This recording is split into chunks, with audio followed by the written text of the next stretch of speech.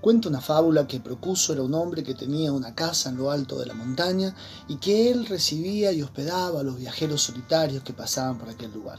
Pero este hombre tenía una obsesión y les hacía una trampa. Le ponía una cama que fuera más pequeña que ellos, de modo tal de que sus piernas o sus pies sobresalieran de la cama. Cuando los viajeros se despertaban en la mañana, se encontraban que estaban atados de pie y mano a la cama, y esa parte del pie que sobresalía, él se las amputaba.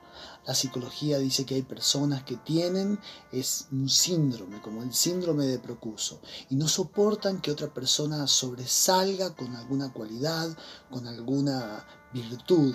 Están obsesionados con eso, y aunque no pueden amputarla, aunque no pueden reducirla, aunque no pueden recortarla, sí buscan desacreditarla, recurren a la desacreditación para apacar aquellas cosas que esta persona tiene, esta persona con las cuales está sobresaliendo. No soportan que haya alguien que sobresalga por encima de ellos. La desacreditación es una de las principales herramientas que un abogado, por ejemplo, tiene en un juicio, en un interrogatorio, cuando se hace esa parte en la cual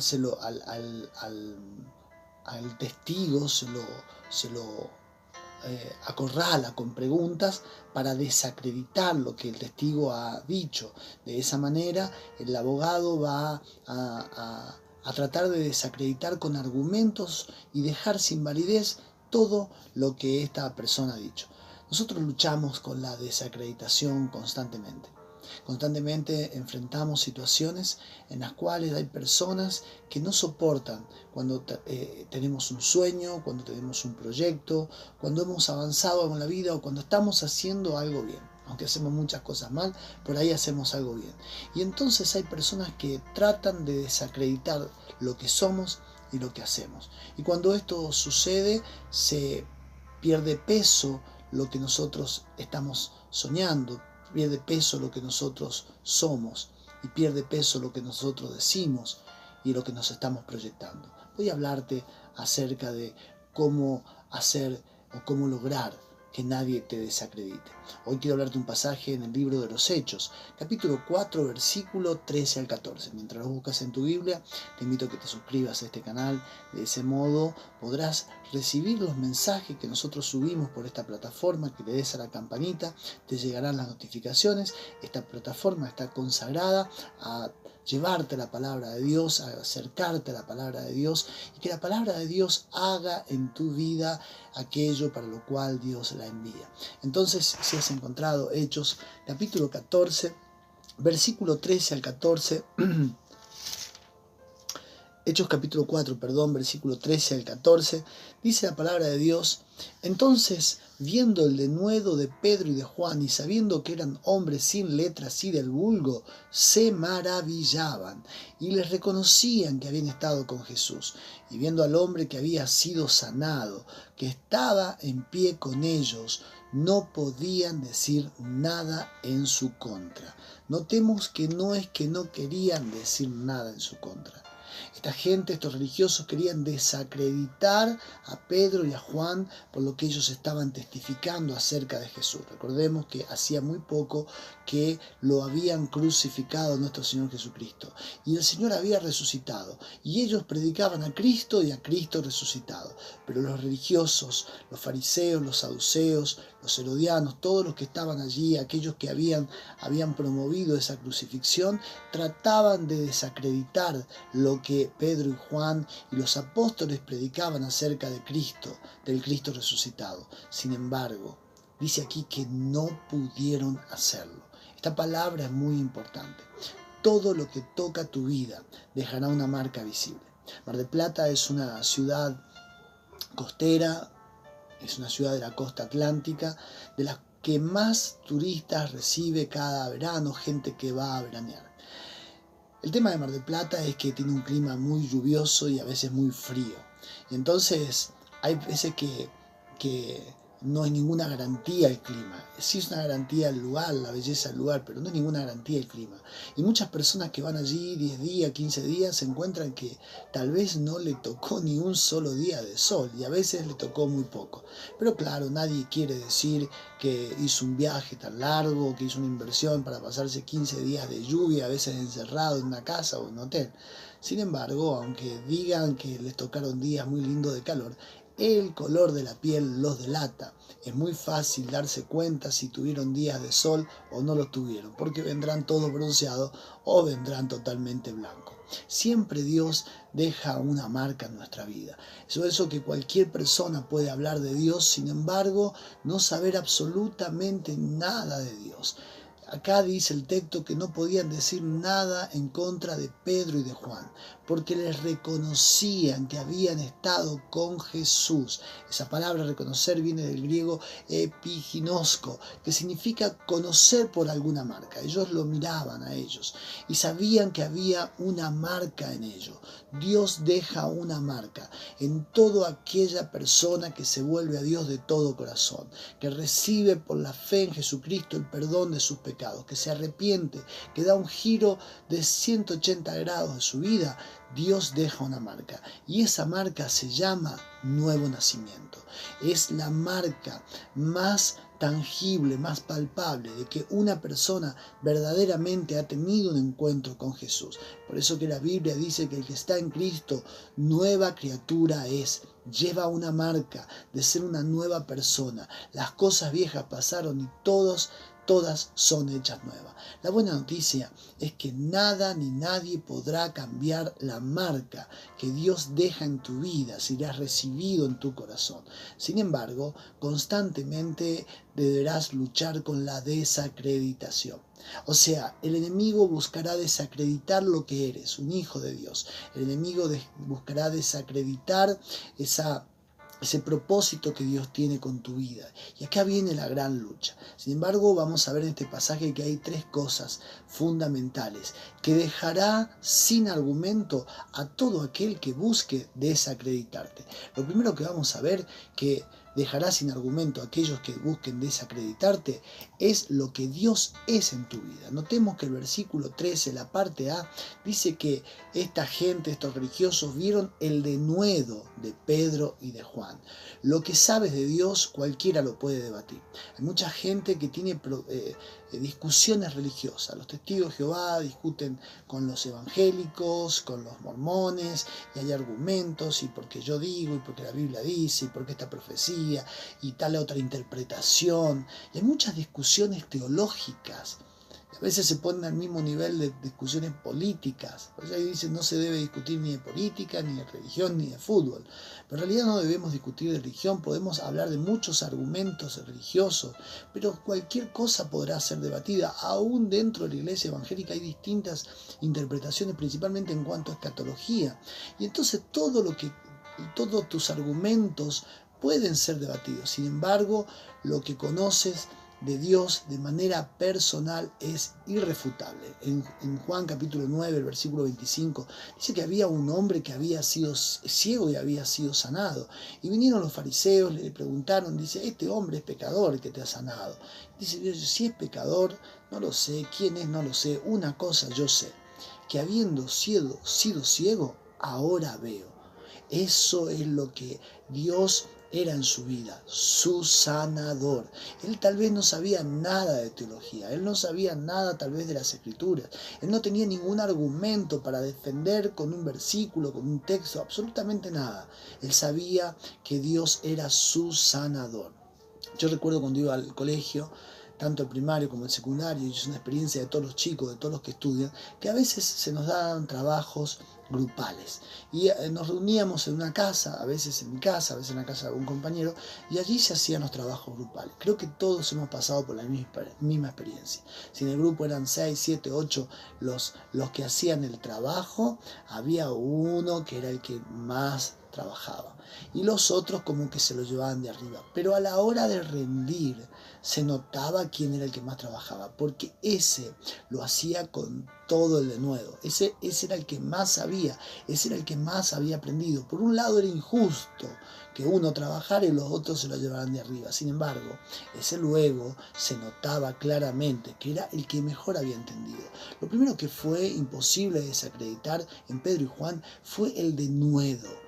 La palabra denuedo aquí proviene del griego parresía, que significa franqueza. Ellos hablaban con toda franqueza, seguridad, hablaban abiertamente, claramente, confiadamente, hablaban con conocimiento, hablaban con libertad. Saber de Dios no significa nada si ese conocimiento acerca de Dios no ha tocado tu mente, tu corazón, no ha transformado tu vida, no te ha llevado a un arrepentimiento genuino y a tener una relación con Dios. Hay gente que habla, pero todo eso no ha bajado a su corazón. Es por eso que Santiago capítulo 2 versículo 19 dice: tú crees que Dios es uno, bien hace. Dice: también los demonios creen y tiemblan.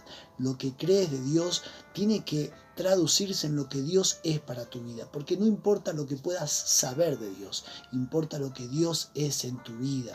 Si Dios es tu Salvador, si Dios es tu Señor, si Dios es tu sanador, si Dios es quien te sostiene, si Dios es quien te guarda. ¿Qué es Dios en tu vida? La segunda cosa que dejará sin argumento a quienes busquen desacreditarte es lo que Dios ha hecho en tu vida. Veamos la parte B del versículo 13. Dice que ellos lo reconocían, que Pedro y Juan eran hombres sin letras y del vulgo. Dice: ¿cómo hablan con tanto denuedo?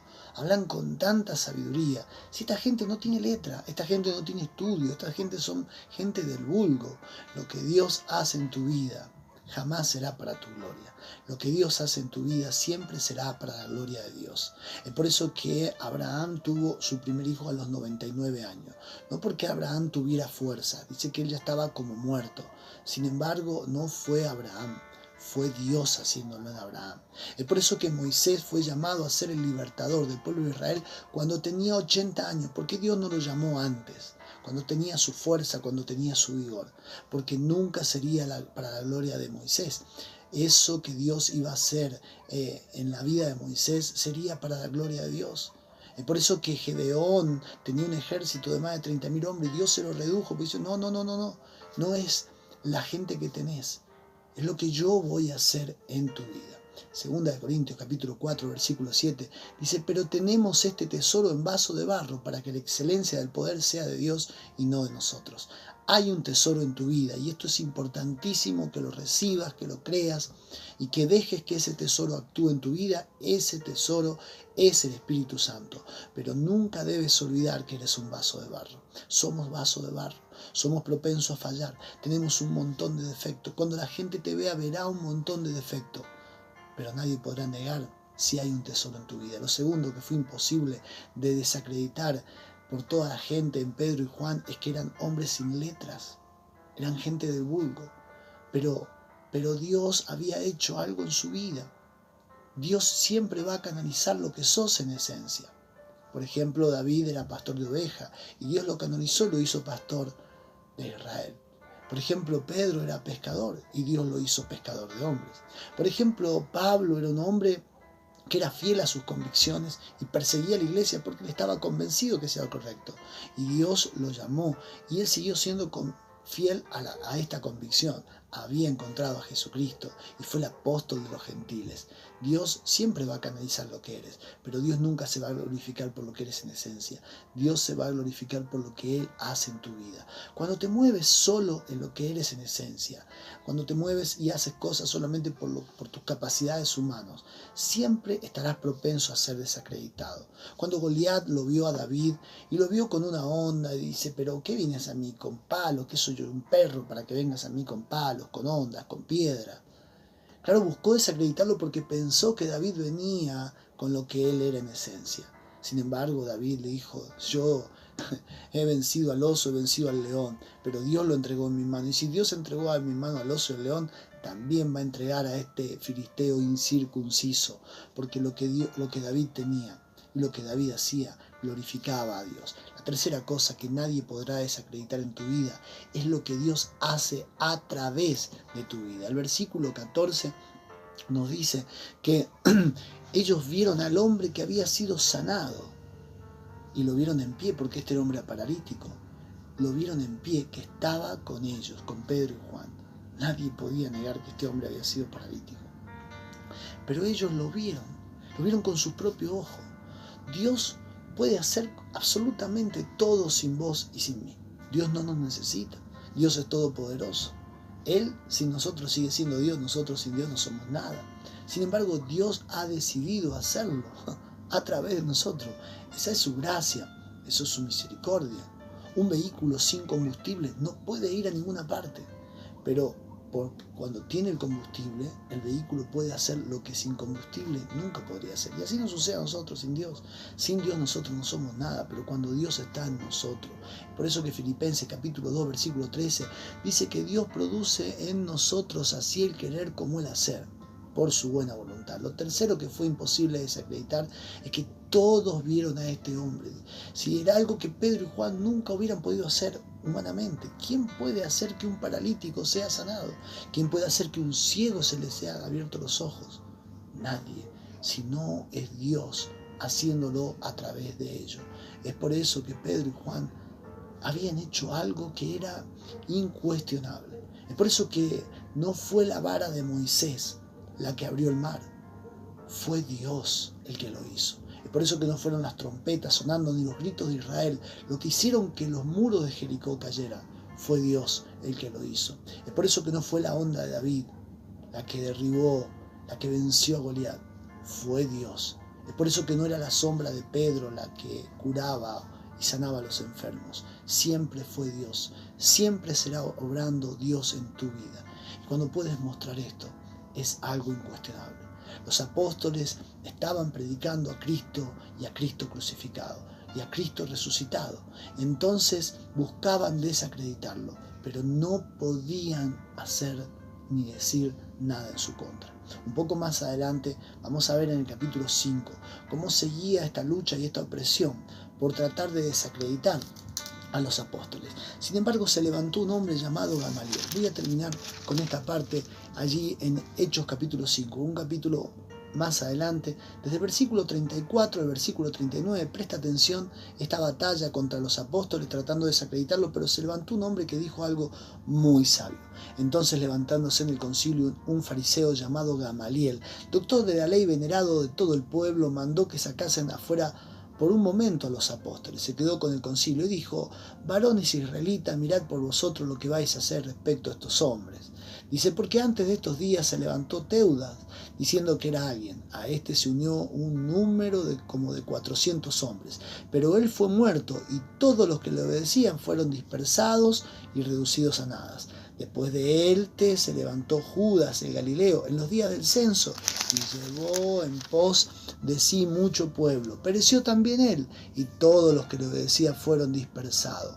Ahora os digo, apartaos de estos hombres y dejadlos, porque si este consejo es obra de los hombres, se desvanecerá, mas si es de Dios, no la podréis destruir, no seas tal vez hallado luchando contra Dios. Todo lo que proviene de Dios es indestructible. Este hombre fue muy sabio, dice: déjenlo, porque si esto viene de los hombres se va a desvanecer. Todo lo que es de los hombres se va a desvanecer. Sin embargo, lo que viene de Dios es indestructible. Es por eso que una cosa es que busquen desacreditarte, otra cosa es que logren hacerlo. Todo dependerá de tu fe. Por lo cual, cuando alguien intente desacreditarte, demuestra lo que Dios es en tu vida, no lo que sabes de Dios, lo que Dios es en tu vida. Cuando alguien busque desacreditarte, demuestre lo que Dios ha hecho en tu vida. Cuando alguien busque desacreditarte, demuestra lo que Dios hace a través de tu vida. Porque entonces los que traten de desacreditarte no estarán luchando contra vos, estarán luchando contra Dios. Y la buena noticia es que a Dios nadie le ha vencido jamás. Te invito a que hagas esta oración conmigo. Tal vez eres una persona que tiene sueños, que tiene proyectos, que ha intentado hacer las cosas bien y siempre hubo una voz que se levantó y te dijo: no, lo tuyo no sirve, lo tuyo no tiene valor, lo tuyo no es creíble, lo tuyo no tiene fundamento, no vas a llegar a ninguna parte. Tal vez esta palabra es para vos. Y la palabra de Dios hoy día te da las herramientas para que nadie pueda desacreditarte. Señor, en el nombre de Jesús te damos gracias por tu palabra. Gracias por los que han visto y han oído este video, han recibido esta palabra. Yo confío en el poder de tu palabra y por eso le envío. Dice el Salmo 107, envió su palabra y los sanó y los libró de su ruina. Señor, cuando envías esta palabra, algo sucede en nuestra vida porque tu palabra tiene poder para transformar, es enviada con un propósito y nunca volverá vacía. Lo creemos, Señor, y creemos que a través de esta palabra habrá sanidad, habrá milagros, habrá personas que son transformadas, habrá personas que habían ya bajado los brazos, que habían pensado que no podrían, pero esta palabra es una palabra de fe, es una palabra que nos ayuda a levantarnos y a ir más allá de nuestras fuerzas, en el nombre de Jesús, amén. Si esta palabra fue de bendición, te invito a que la compartas. Que el Señor te bendiga.